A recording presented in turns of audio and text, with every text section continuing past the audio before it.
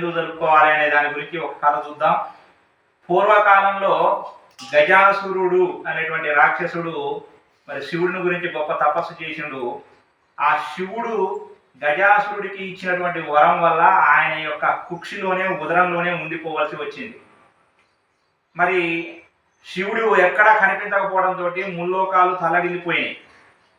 శివుడు ఎక్కడ ఉన్నాడా అని చెప్పి వెతికేటువంటి క్రమంలో ఫలానా గజాసురుడి యొక్క ఉదరంలో శివుడు ఉన్నాడు అని చెప్పి తెలుసుకున్నటువంటి బ్రహ్మ విష్ణువులు గంగిరెద్దుల వాణి వేషంలో ఆ గజాసురుడు ఉండే రాజ్యానికి వెళ్ళి ఆడి పాడి ఆయన్ని మెప్పించడం జరిగింది. ఆ సంతోషంలో ఆయన మరి మీకు ఏం వరం కావాలో కోరుకోండి అని చెప్పేసి అడగడంతో వెంటనే గజాసుర, పరమశివుడు నీ యొక్క కుక్షిలో ఉండిపోయిండు, ఆ పరమశివుడిని మాకు అప్పచెప్పు అని చెప్పేసి వాళ్ళు కోరుకోవడం జరిగింది. గజాసురుడు ఇచ్చిన మాట తప్పకుండా ఆ శివుడిని బ్రహ్మ విష్ణువులకు అప్పచెప్పడానికి అంగీకరించడం జరిగింది. వెంటనే నందీశ్వరుడు తన కొమ్ములతోటి ఆ గజాసురుని యొక్క పొట్టను చీల్చడంతో గజాసురుని యొక్క ఉదరంలో ఉండిపోయినటువంటి శివుడు బయటికి రావడం జరిగింది. ఆ క్రమంలో గజాసురుడు శివుడిని మళ్ళీ ప్రార్థించి, శివ, నా యొక్క శిరస్సుకి మరి గొప్ప గణ్యతను చేకూర్చు, నా చర్మాన్ని నువ్వు ధరించాలి అని చెప్పేసి వేడుకోవడంతో సరే అని చెప్పేసి శివుడు ఆయనకి వరం ఇవ్వడం జరిగింది.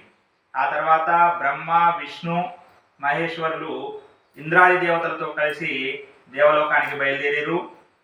ఇక ఆ క్రమంలో మరి పరమేశ్వరుడు ఇంటికి వస్తున్నాడు అనేటువంటి శుభవార్తను తెలుసుకున్నటువంటి పార్వతి తన అభ్యంగన స్నానం కోసం తయారు చేసినటువంటి నలుగు పిండితోటి ఒక బొమ్మను తయారు చేసి తన తక్కువ శక్తితోటి ఆ యొక్క బొమ్మకు ప్రాణం పోసి గుమ్మం ముందు కాపలా ఉంచి ఎవరిని లోపలికి రానివ్వద్దు అని చెప్పి స్నానానికి వెళ్ళడం జరిగింది. ఈలోపు పరమశివుడు తన కైలాసానికి రావడం జరిగింది. లోపలికి వెళ్ళేటువంటి ప్రయత్నం చేస్తున్నటువంటి శివుడిని ఆ పసిబాలుడు అడ్డుకోవడం జరిగింది. ఎవరు నువ్వు నన్ను అడ్డుకుంటున్నావు, నేను ఈ కైలాసానికి అధిపతిని, నేను పార్వతి భర్తని అని చెప్పి శివుడు చెప్పినా కూడా ఆ పిల్లవాడు వినిపించుకోలేదు. నువ్వు ఎవరైనా సరే లోపలికి రావడానికి వీల్లేదు అని చెప్పేసి అడ్డుకోవడంతో ఆ బాలుడికి శివుడికి మధ్య వాద ప్రతివాదం జరిగింది. ఆ క్రమంలో శివుడికి బాగా కోపం వచ్చింది. తన త్రిశూలంతో ఆ పిల్లవాని యొక్క కంఠాన్ని ఖండించడం జరిగింది, శిరస్సును ఖండించడం జరిగింది. తీరా స్నానం ముగించుకొని వచ్చినటువంటి పార్వతి మరి నిర్జీవుడై ఉన్నటువంటి ఆ పసిబాలుని చూసి ఎంతో దుఃఖించింది. దాంతో శివుడికి కూడా ఎంతో బాధ కలిగింది. తన తొందరపాటుకి శివుడు కూడా చింతించి పార్వతిని, నువ్వేం బాధపడమాకు, ఆ బిడ్డని బతికించేటువంటి బాధ్యత నాది అని చెప్పి తన పరివారాన్ని పిలిచి ఉత్తరముఖంగా పరున్న వాళ్ళ యొక్క శిరస్సు తీసుకుని రమ్మని చెప్పడం జరిగింది. పరివారం ముల్లోకాలంతా వెతికినా కూడా ఎక్కడా కూడా ఉత్తరముఖంగా పడుకుని ఉన్నవారు కనిపించలేదు. చివరికి వెతకగా ఈ గజాసురుడే ఉత్తర దిక్కుగా పడుకొని మరణ స్థితిలో మరి కొన ఊపిరితోటి కుట్టుమిట్టాడుతూ ఉన్నాడు. ఆ గజాసురుడి యొక్క శిరస్సును తీసుకొని వచ్చి మరి ఆ బాలుని యొక్క మొండానికి అర్చించడం జరిగింది. దాంతో ఆ పసిబాలుడు బ్రతికాడు అని చెప్పేసి పార్వతి ఎంతో ఆనందించి ఎంతో అల్లారుముద్దుగా ఆ యొక్క పసిబాలుని వినాయకుడు అనే పేరుతోటి, గజాననుడు అనే పేరుతోటి, లంబోదరుడు అనే పేరుతోటి పెంచుకోవడం జరిగింది. ఈ క్రమంలో ఒకసారి దేవతలు, ఋషులు మరి శివుడి దగ్గరికి వెళ్ళి మేము చేస్తున్నటువంటి కార్యాలకు అనేక రకాల ఆటంకాలు ఏర్పడుతున్నాయి, మా ఆటంకాలు అనేవి తొలగడానికి మేము ఏ దేవతను ప్రార్థించాలో చెప్పండి అని చెప్పేసి ఈ దేవతలు, ఋషులు పరమేశ్వరుని ప్రార్థించారు. అప్పుడు ఆ క్రమంలో అక్కడికి వినాయకుడు, కుమారస్వామి ఇద్దరు వచ్చారు. వినాయకుని తర్వాత పార్వతీ పరమేశ్వర్లకి సంతానంగా కలిగినటువంటి స్వామి కుమారస్వామి ఇద్దరు వచ్చి ఆ విఘ్నాధిపత్యం నాకని చెప్పి పోటీ పడడం జరిగింది. ఆ క్రమంలో శివుడు మరి నాయనలారా తొందరపడకండి, ఈ ముల్లోకాలలో ఉన్నటువంటి పుణ్య నదులలో ఎవరైతే ముందుగా స్నానం ఆచరించి నా వద్దకు వస్తారో వారికే ఈ విఘ్నాధిపత్యం ఇస్తాను అని చెప్పేసి శివుడు పలకడంతో వెంటనే కుమారస్వామి త్వరగా తన వాహనమైన నెమలి ఎక్కి మరి ఆ యొక్క పుణ్యక్షేత్ర సందర్శన మరి పుణ్యనది స్నానం ఆచరించడానికి వెళ్ళడం జరిగింది. మరి గజాననుడు వినాయకుడు యొక్క వాహనం వచ్చేసి ఎలుక. మరి ఎలుక ఈయనని త్వరగా తీసుకుపోవడం అనేది జరగదు. ఏం చేయాలో అర్థం కాక, నా వల్ల కాదు తండ్రి, నువ్వే ఏదో ఒక మార్గం చెప్పు అని చెప్పేసి ఆ యొక్క వినాయకుడు గజాననుడు శివుడిని ప్రార్థించడం జరిగింది. వెంటనే శివుడు నారాయణ మంత్రాన్ని ఉపదేశించి ఈ నారాయణ మంత్రాన్ని జపించి మరి 3 ప్రదక్షిణలు చేయి, నువ్వు ఈ ముల్లోకాలలో ఉన్నటువంటి నదులలో స్నానం ఆచరించినటువంటి ఫలితం నీకు కలుగుతుంది అని చెప్పి శివుడు చెప్పడంతో వెంటనే ఆ గజాననుడు వినాయకుడు నారాయణ మంత్రాన్ని స్మరిస్తూ 3 ప్రదక్షిణలు చేయడం జరిగింది. ప్రతి నదిలో ఈ కుమారస్వామి స్నానానికి వెళ్తూ ఉంటే అప్పటికే స్నానం ముగించుకొని వినాయకుడు ఎదురొస్తున్నాడు. ఏం చేయాలో అర్థం కాలే. చివరికి తన తప్పు తెలుసుకొని వినాయక స్వామి ఆ యొక్క కుమారస్వామి శివుడి దగ్గరికి వచ్చి, మరి నాన్నగారు మరి ఈ యొక్క విఘ్నాధిపత్యం వినాయకుల వారికి ఇవ్వండి అని చెప్పేసి ఆయన కూడా ప్రార్థించడంతో మరి విఘ్నాధిపత్యాన్ని ఆ విధంగా పార్వతి మరియు శివుడు ఈ యొక్క గణపతి మహారాజుకి ఇవ్వడం అనేది జరిగింది. ఆ రోజు నుంచి అందరూ కూడా భాద్రపద శుద్ధ చతుర్థి నాడు, అంటే ఇదంతా భాద్రపద శుద్ధ చతుర్థి నాడు జరిగింది. ఆ రోజు నుంచి భాద్రపద శుద్ధ చతుర్థి నాడు అందరూ కూడా ఆ వినాయకుడిని తమ శక్తి కొలది పూజించడం జరుగుతుంది.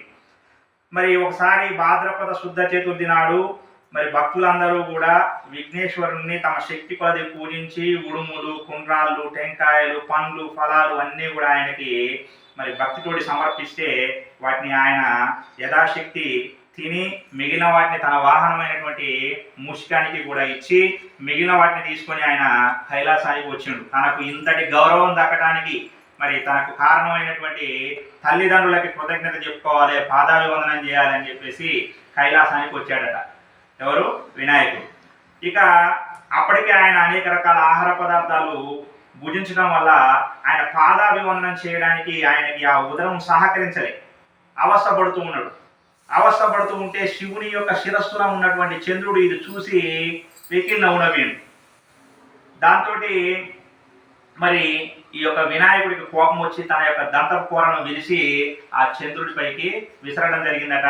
అందుకే ఈనాటికి కూడా ఆ చంద్రుడికి ఒక మచ్చ కనిపిస్తూ ఉంటుంది. ఆ దంతకూర వేయడం వలన వినాయకుడు ఆయనకు ఆ మచ్చ ఏర్పడింది. ఆ సమయంలో మరి ఈయన వెక్కిరించాడు కదా, వెక్కిరించడంతో ఆ చంద్రుడు వెక్కిరించడంతో వినాయకుడికి బాగా కోపం వచ్చింది. ఆ ఆవేశంలో కడుపు నిండా తిని ఉన్నాడు కాబట్టి పొట్ట చిక్కిపోయిందట. వెంటనే శివుడి మెడలో ఉన్నటువంటి నాగేంద్ర స్వామి తోటి ఆ బొజ్జను కట్టివేసిదట. ఇదంతా చూస్తున్నటువంటి పార్వతికి బాగా కోపం వచ్చి, ఓరి చంద్ర, నీ కంటికి నా కుమారుడు అంత చులకనగా కనిపిస్తున్నాడా? నువ్వు అందగాడి అనుకుంటున్నావా? ఈ రోజు నుంచి నిన్ను చూసిన వారికి చేయని తప్పుకు కూడా నీలాపనిందలు కలుగుతాయని చెప్పేసి శపించిందట పార్వతీమాత. దాంతో చంద్రుడు గదగదలాడిపోయిండు పార్వతీమాత శపించడంతో.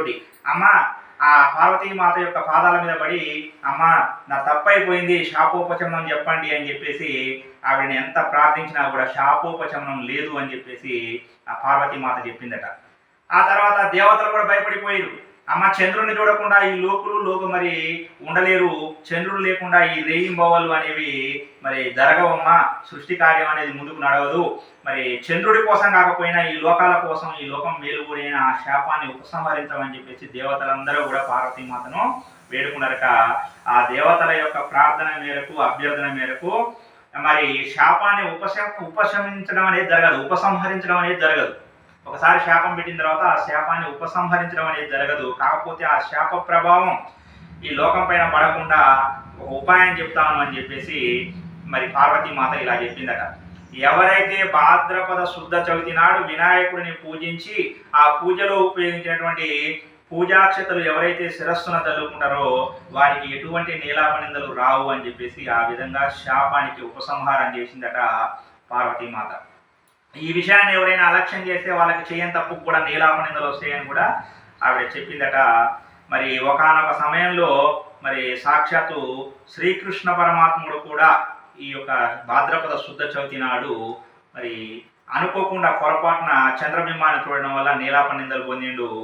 ఎలా జరిగింది అది ఏంటి అంటే, ఒకసారి శ్రీకృష్ణుడు మరి ఆయన గోవుల కాపరి కాబట్టి ఆ గోవుల యొక్క పాలు పితుకుతూ ఉండగా ఆ పాల పాత్రలో మరి ఆ చంద్రుని యొక్క ప్రతిబింబాన్ని చూసిండట. చూడడం వల్ల ఆయన చేయని తప్పు కూడా ఆయనకి మరి చెడ్డ పేరు రావడం అనేది జరిగింది. ఎట్లా ఏంటి అంటే, సత్రాజిత్తు అనేటువంటి ఒక రాజు ఉండేవాడట పూర్వం. ఆయన సూర్యుని అనుగ్రహంతో శమంతకమణి అనేటువంటి ఒక బంగారు హారాన్ని పొందేటట. అది రోజుకు 1000 రెట్లు పెరుగుదట.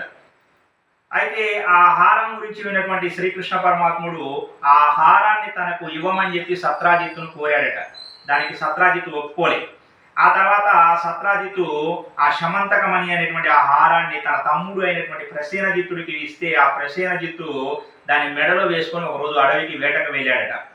అయితే ఆ క్రమంలో మరి ఆ యొక్క అడవిలో ఉన్నటువంటి ఒక సింహం అతడిని మరి వధించి ఆ హారాన్ని ఆ యొక్క హారమును అపహరించిందట. ఆ తర్వాత ఆ సింహం వద్ద ఉన్నటువంటి ఆ శమంతకమణి అనే ఆ హారాన్ని జాంబవంతుడు చూశాడు. జాంబవంతుడు చూసి అబ్బాయి ఇదేదో బాగుంది, మెరిసిపోతుంది అని చెప్పేసి భావించి నా కూతురికి ఇది మరి కానుకగా ఇస్తే చాలా సంతోషపడుద్ది నా బిడ్డ అని చెప్పేసి ఆ సింహంతో పోరాటం చేసి ఆ సింహాన్ని చంపి ఆ హారాన్ని తీసుకువెళ్ళి మరి తన యొక్క కుమార్తెకు ఇవ్వడం జరిగిందట. అయితే మరి ఒక రోజు అయింది, 2 రోజులైనాయి, 3 రోజులైనాయి, మరి ఎక్కడ ప్రసేనజిత్తు కనిపించట్లే. దాంతో మరి ఈ సత్రాజిత్తు ఏం చేసిందంటే ఈ శమంతకమణి పైన ఆశపడ్డాడు పలానా శ్రీకృష్ణుడు, అతడే ఆ శమంతకమణి కోసం నా తమ్ముడిని చంపి ఉంటాడు అని చెప్పేసి లోకమంతా ప్రచారం చేసిందట.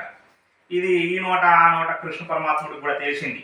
అరే ఎందుకు ఈ చెయ్యని తప్పుకు నాకు ఈ నీలాపనింద ఎలా వచ్చింది అని చెప్పేసి ఆ కృష్ణుడు ఆలోచిస్తే, పలానా భాద్రపద శుద్ధ చవితి రోజు నేను క్షీరపాండంలో పాల పాత్రలో చంద్రుని యొక్క ప్రతిబింబం చూడడం వల్లనే నాకు ఈ యొక్క చెడ్డ పేరు వచ్చిందని చెప్పేసి భావించి ఈ యొక్క నీలాపనింద నుంచి నేను ఎలాగైనా బయటపడాలి అని చెప్పేసి ఆయన అడవికి వెళ్ళిందట. శమంతకమణిని వెతకడానికి శ్రీకృష్ణుడు అడవికి వెళ్ళిండు. ఆ సింహం అడుగులు జాంబవంతుని అడుగులు చూసుకుంటూ మరి నెమ్మదిగా జాంబవంతుడు ఉన్న గుహకు వెళ్ళిండట శ్రీకృష్ణ పరమాత్ముడు. ఆ గుహలో ఒక ఉయ్యాలకు వేలాడుతూ కనిపిస్తుందట శమంతకమణి. దానిని చూసి తీసుకొని రాబోతూ ఉండగా జాంబవంతుడు వచ్చి శ్రీకృష్ణుడితోటి పెద్ద యుద్ధం చేసిండట. మరి రేయనక పగలనక 18 రోజుల పాటు వారి ఇరువురి మధ్య భయంకరమైనటువంటి యుద్ధం జరిగింది. చివరికి జాంబవంతుడు ఆలోచనలో పడ్డాడు, నాతోటి ఇన్ని రోజులు అలసిపోకుండా యుద్ధం చేయగలిగిన వాడు త్రేతాయుగంలో ఒక శ్రీరాముడు మాత్రమే. మరి ఆ శ్రీరాముడే ఇప్పుడు ఈ శ్రీకృష్ణుడిగా వచ్చిండు అంటే సాక్షాత్తు విష్ణువే నాతోటి యుద్ధం చేసేది అని చెప్పి గ్రహించి తన ఓటమిని ఒప్పుకొని తన కుమార్తె అయినటువంటి జాంబవతికి ఆ యొక్క శ్రీకృష్ణ పరమాత్మని ఇచ్చి వివాహం చేసిండట. తర్వాత అతడు మరి జాంబవతితో కలిసి శ్రీకృష్ణ పరమాత్ముడు ద్వారకకు వచ్చి సత్రాజిత్తు చేత మళ్ళీ సమావేశం ఏర్పాటు చేసి మరి జనులందరి ముందు జరిగిన సంగతి అంతా చెప్పి ఆ శమంతకమణిని ఆ యొక్క సత్రాజిత్తుకి ఇచ్చివేసి తన తప్పేమీ లేదని చెప్పి నిరూపించుకోవడం జరిగింది. మరి ఆ తర్వాత సత్రాజిత్తు కూడా తన పొరపాటును తెలుసుకొని మరి తన కుమార్తె అయినటువంటి సత్యభామను శ్రీకృష్ణుడికి ఇచ్చి వివాహం చేసిండట. ఇదంతా ఎలా జరిగింది అంటే ఈ శ్రీకృష్ణ పరమాత్ముడికి ఈ విధంగా చెడ్డ పేరు రావడానికి కారణం ఏమిటి అంటే భాద్రపద శుద్ధ చవితి నాడు ఆయన అనుకోకుండా మరి క్షీరభాండంలో ఆ చంద్రుని యొక్క ప్రతిబింబం చూడటం వల్లనే జరిగింది. ఇక అదేవిధంగా మరి ఇలాంటి నీలాప నిందలు రాకుండా ఉండాలంటే ఇంతకుముందు నేను చెప్పినట్టుగా భాద్రపద శుద్ధ చవితి రోజు వినాయకుడిని శక్తి కొలది పూజించి ఆ పూజలో ఉపయోగించిన అక్షతలు శిరస్సు మీద వేసుకున్నట్లయితే ఎలాంటి నీలాప నిందలు రావు. అంతేందుకు పూర్వం రావణాసుడు సీతాదేవిని తీసుకువెళ్ళినప్పుడు లంకకి మరి ఆ సీతను వెతికేటువంటి క్రమంలో శ్రీరాముడు కూడా భాద్రపద శుద్ధ చవితి రోజు ఇలా వినాయకుని యొక్క ప్రార్థన చేశారట. అదేవిధంగా మరి గంగా నదిని దేవలోకం నుంచి భూలోకానికి తీసుకొచ్చే క్రమంలో భగీరథుడు కూడా వినాయకుని ప్రార్థన చేశాడట. మరి క్షీరసాగరాన్ని చిలికే క్రమంలో దేవతలు రాక్షసులు కూడా ఈ యొక్క వినాయకుని ప్రార్థన చేయక తప్పలేదు. అదేవిధంగా కోల్పోయిన రాజ్యాన్ని పొందడం కోసం ధర్మరాజు మరి తన సోదర సమేతుడై ఈ వినాయకుడిని ప్రార్థించడం జరిగింది. ఆ తర్వాత వాళ్ళు సకల విజయాలు పొందడం అనేది జరిగింది.